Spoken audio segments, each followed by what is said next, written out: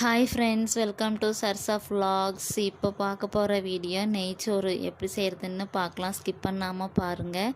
அதுக்கு ஒரு பாத்திரத்தில் ஆயில் நெய் இதை விட்டு அது சூடாகணும். எண்ணெயும் நெய்யும் சூடானதும் பட்டை கிராம்பு ஏலக்காய் போட்டு பொரிய விடணும். கட் பண்ணி வச்சுருக்கிற வெங்காயத்தை எண்ணெயில் போட்டு வணக்கணும்.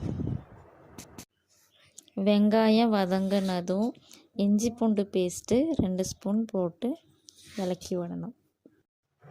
சின்ன வெங்காயம் அரைச்சது அதையும் போட்டு இலக்கி விடணும். புதினா மல்லித்தலை போட்டு இலக்கி விடணும். தயிர் 1/4 கப்பு ஊற்றி நல்லா இலக்கி விடணும்.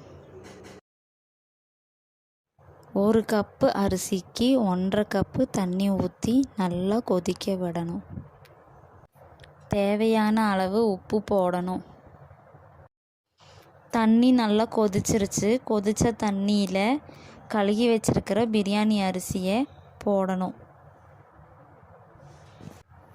ஓரளவுக்கு அரிசி வெந்துருச்சு. இப்போ நல்லா இலக்கி விட்டம் போட்டு மூடி போடணும். நெய்ச்சோறு ரெடி. நல்லா இலக்கி விடணும். இந்த வீடியோ பிடிச்சா லைக் பண்ணுங்கள், கமெண்ட் பண்ணுங்கள், சப்ஸ்கிரைப் பண்ணுங்கள். தேங்க்ஸ் ஃபார் வாட்சிங்.